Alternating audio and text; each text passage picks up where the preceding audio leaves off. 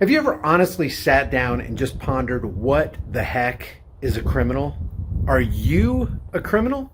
Are you a criminal because you broke a law, statute, or an ordinance?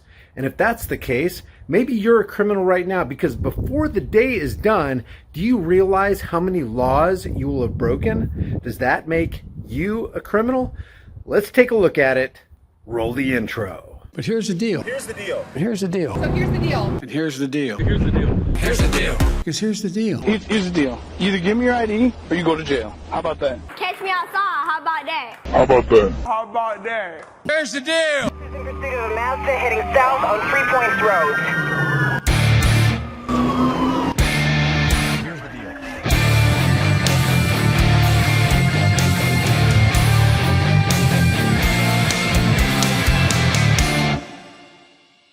How I define criminal is you actually victimize somebody. You actually leave a real, material, human being victim. You've stolen from them, you've damaged their property, and you refuse to pay for it. You've threatened them and disturbed their peace, or you've harmed them in some way. That's how I define criminal.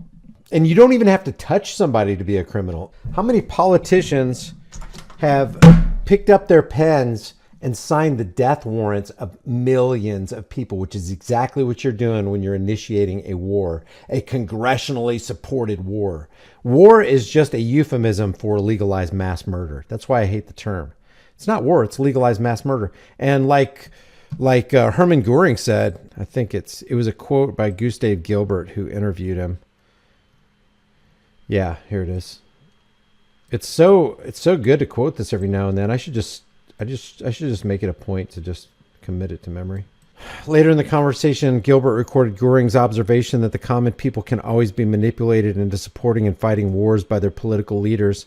We got around to the subject of war again, and I said that contrary to his attitude, I did not think that the common people were very thankful for leaders who brought them to war and destruction.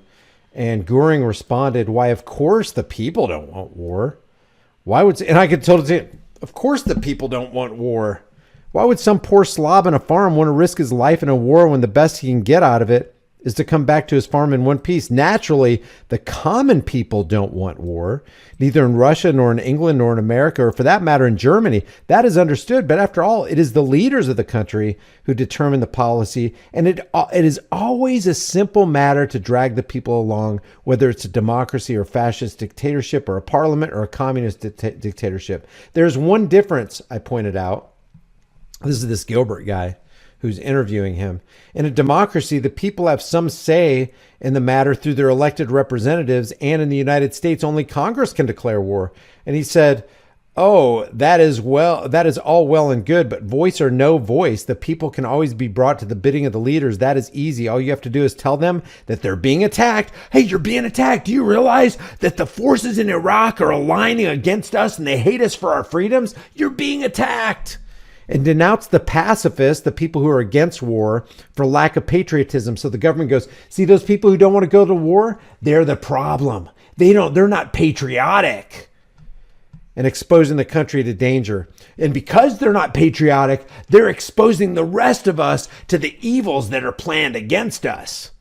It works the same way in any country. And it's the second verse, same as the first. It's the same recipe. Why would they change it when the cake comes out perfect every single time? The cake of tyranny.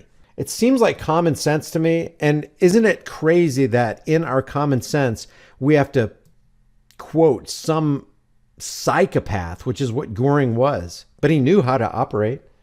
He knew what the psychological operation was and how to implement that psychological operation and to install his social engineers so that they could brainwash and brain pickle the masses into believing, yeah, it's probably a good idea to have war, because what's the alternative? We might get invaded.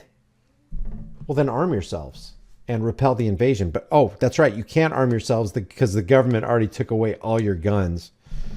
And why did they take away all your guns? Did they take them away because they trust you? No.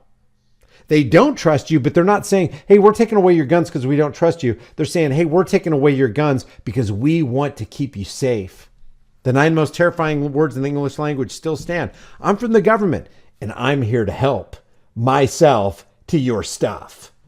That's what they do. That's what they always do. And it hasn't changed. And that lemmings keep on going to the voting booths to vote for the chains of their own oppression, installing psychopathic leaders that they know are liars, that they know are corrupt, that they know are psychological midgets and misfits.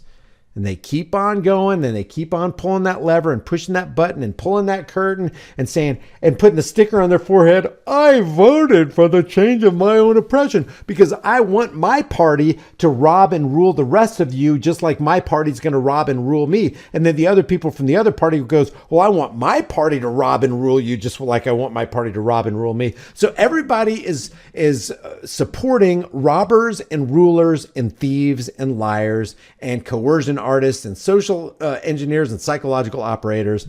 That's how it works. And that's how it's always going to work until we can get our collective arses out of our you-know-whats and do something about it and actually stand for freedom and do things that are virtuous and guard with jealous attention the public liberty.